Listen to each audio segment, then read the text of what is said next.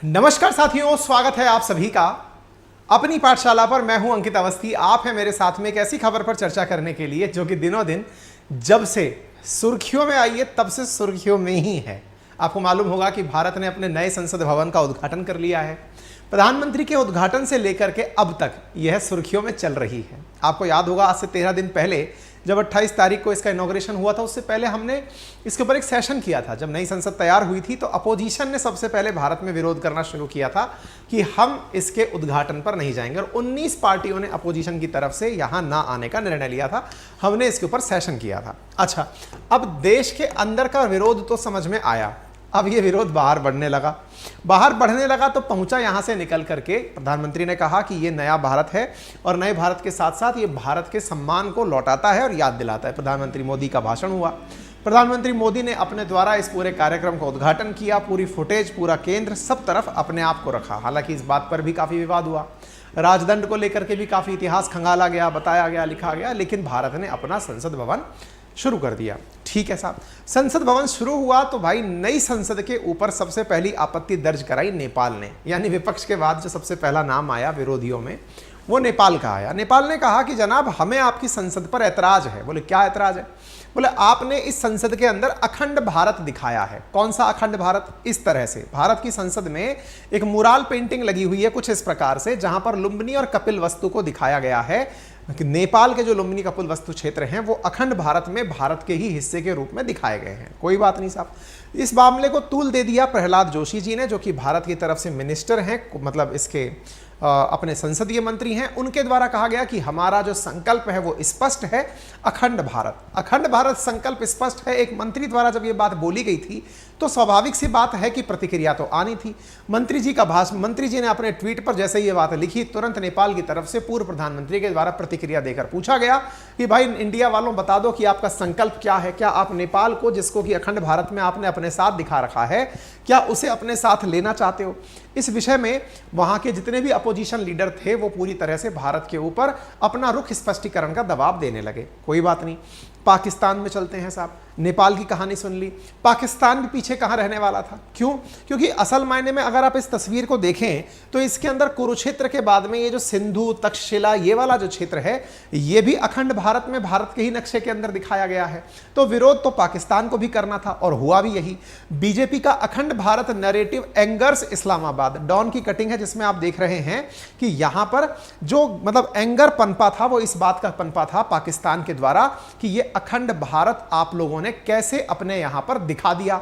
अब जब ये चीज यहां पर पनप कर आई है तो स्वाभाविक सी बात है, विरोध तो होना स्वाभाविक था। विरोध हुआ, पाकिस्तान के द्वारा विरोध दर्ज कराया गया। पाकिस्तान ने कहा कि हमें भी इन्होंने तो अपने साथ लपेट लिया और अपने साथ लपेट लिया। इस बीच में जो मुमताज जहरा बलोच हैं, उन्होंने इस बात पर रिग्रेट जाहिर करते हुए कहा, जो इनकी स्पोक पर्सन है, कि कि इंडिया वाले अपने न्यू पार्लियामेंट के माध्यम से ना जाने क्या स्पष्ट करना चाहते हैं। इन्होंने प्रॉपर तरीके से कहा कि यह हमारे लिए बड़ी चिंता का विषय है। Akhand Bharat is being increasingly peddled by individual belong to the ruling dispensation of India. In India, the Indian politicians are well advised not to indulge this right against other countries merely to further their division. मतलब ये जो भी बातें हैं बकवासबाजी में यही है कि इन राजनेताओं ने इस तरह से करके भारत और पाकिस्तान के संबंधों में मतलब चुनौती देने का कार्य किया है। कोई बात नहीं साहब, एक सेकेंड होल्ड करिए आप।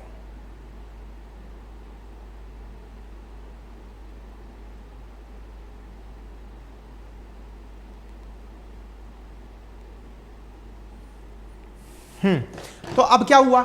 ये चीज हो गई। अब लगे में लगा पाकिस्तान से निकला हुआ हमारा बेटा नहीं पोता। पाकिस्तान भारत का बेटे से टूट कर 1971 में बना था बांग्लादेश। अब उसके भी सुर आने लगे हैं, लेकिन बहुत देर बाद तक आए हैं। तो बांग्लादेश का कमेंट आया। बांग्लादेश ने कहा कि भाई हम भी जानना चाहते हैं कि अखंड भारत के मैप में हम लोग क्या कर रहे हैं। यानी इन सबको, जो कि कभी भारत के ही हिस्से हुआ करते थे, इन्हें इस बात पर ऐतराज था, इन्हें इस बात पर विरोध था कि इस अखंड भारत के मैप पर हम लोग क्या कर रहे हैं। तो बांग्लादेश ने भी अपने द्वारा फर्दर क्लैरिफिकेशन मांगा कि हमें बताइए कि भारत के साथ हम क्या कर रहे हैं अखंड भारत के मैप पर। ये आप देख सकते हैं minister of state for foreign affairs of Bangladesh हैं, बिल्कुल वैसे ही जैसे जयशंकर साहब हमारे विदेश मंत्री हैं, तो विदेश राज्य मंत्री के नाम पर मीनाक्षी लेखी जी बैठी हुई हैं, ऐसे बांग्लादेश के ये विदेश राज्य मंत्री हैं। इन्होंने बाहर आकर के बयान दिया। जब बयान दिया तो इनका कहना था कि हम भारत से उनका सरकारी जवाब सुनना चाहते हैं कि सही से जवाब दो कि आफ्टर ऑल आप लोगों ने ऐसा क्यों किया। Bangladesh want know about India's Akhand Bharat map, हमें सरकारी जवाब चाहिए। Map of new parliament, no reason for confusion, Dhaka wants official version from Delhi. तो भाई साहब ऑफिशियल वर्जन भी आना ही था। भारत की तरफ से ये बयान आया, मतलब इनकी तरफ से ये बयान आया। इसी बीच में भारत के जो मतलब वो अपने सेना अध्यक्ष हैं वो इन दिनों बांग्लादेश की यात्रा पर हैं, बांग्लादेश की यात्रा पर हैं, बाकायदा उनकी सैन्य अकादमी में बढ़िया उनसे सलामी ले रहे हैं।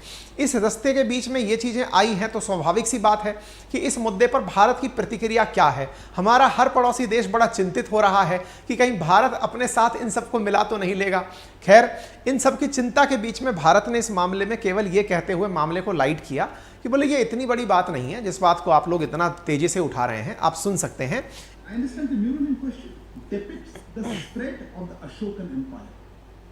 And the idea of responsible and people-oriented governance that he adopted and propagated. That's what the mural and the plaque in front of the mural says. And I really don't have anything further to add to that. I'm certainly not going to comment on statement. इन्होंने कहा कि ये आज की जो चीज है जिसे आप देख करके परेशान हो रहे हैं, ये असल में अशोकन एम्पायर की तस्वीर है कि एक समय भारत यहां तक हुआ करता था। ये अशोकन एम्पायर है, मौर्यन एम्पायर है, जिसकी हम लोग तस्वीरें दिखा रहे हैं अखंड भारत के नाम पर। तो इस चीज को लेकर परेशान होने की जरूरत नहीं है। भारत हर देश की संप्रभुता का, उसकी अखंडता का सम्मान करता है। हम बताते हैं कि एक दिन हम ऐसे हुआ करते थे। इतिहास से सीखने की आवश्यकता है तो हम इतिहास देखकर सीख रहे हैं कि एक दिन साहब हम इतना बड़ा एम्पायर रखा करते थे। आज की स्थिति में इन्होंने इसी चीज के ऊपर जवाब दिया है। बाय द वे, जिन्हें नहीं पता है, चंद्रगुप्त मौर्य डायनेस्टी से मौर्य डायनेस्टी शुरू हुई। मौर्य के बेटे हुए बिंदुसार, बिंदुसार के बेटे हुए अशोक। अशोक ने अपने साम्राज्य में ये सारा की सारा विस्तार अशोकन एम्पायर का हुआ करता था। लेके अफगानिस्तान से बांग्लादेश, ये सब क्षेत्र जो हैं वो भारत का मानना है कि ये मौर्यन एम्पायर था, जिसे हमने अपने तस्वीरों में दिखाया है। इसीलिए हमने चाणक्य भी दिखाया है। आपको याद होगा भारत की नई संसद पर जो नेपाल का ऐतराज है उस पर हमने इसका इतिहास पूरा आपको बताया था, जिसमें हमने बताया था कि इतिहासकारों की नजर में कहां कहां अखंड भारत के प्रमाण मिले हैं, किस प्रकार से चंद्रगुप्त मौर्य ने नंद साम्राज्य को हराकर इस पर कब्जा किया था, किस तरह से धीरे धीरे आगे चलते हुए मौर्य साम्राज्य का पतन हुआ और अखंड भारत पूरी तरह टूट गया। आज तक यानी 1971 तक अखंड भारत के टुकड़े ही तो होते जा रहे हैं। टुकड़े होते होते बांग्लादेश इससे अलग हो गया है। अगर हम पास्ट में देख करके भारत की सबसे संगठित व्यवस्था को देखकर कुछ सीखना चाहते हैं तो इसमें किसी को कोई बुराई नहीं होनी चाहिए, ठीक है ना। बन के रहेगा अखंड भारत। लेकिन इससे पहले मैं आपको एक चीज और याद दिला दूं मेरे प्यारे साथियों, आज 7 तारीख है, लास्ट डे है हमारे एडमिशंस का। कहां पर? आरएएस फाउंडेशन बैच में। क्यों आप लास्ट डेट है?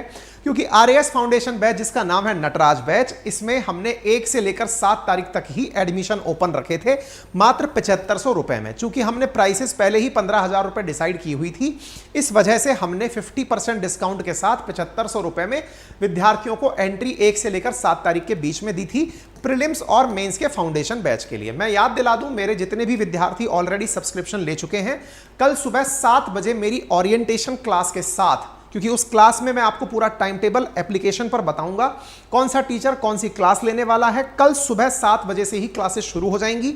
लगभग 8 घंटे कल आपकी क्लासेस रहेंगी, ठीक है ना। तो जो भी विद्यार्थी अपने आप को एनरोल करना चाहते हैं, आज रात 12 बजे से पहले पहले अपने आप को एनरोल कर लें।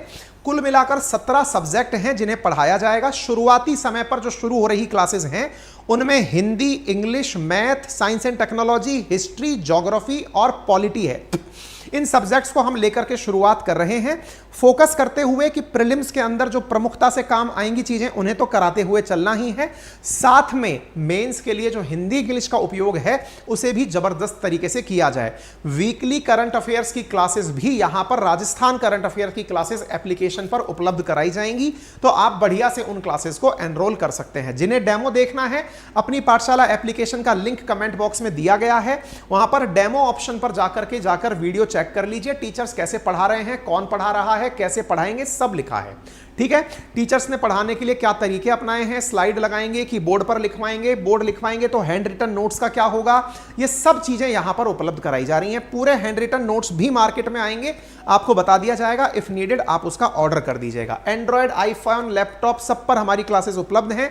डिजिटल बोर्ड से क्लासेस ली जा रही हैं। शुरुआत में हमने सोचा था 4 से 6 घंटे की क्लासेस होंगी, लेकिन अब हमने जब टाइम शेड्यूल सेट करना शुरू किया तो क्लासेस निकल करके लगभग 8 घंटे की आना शुरू हो गई हैं।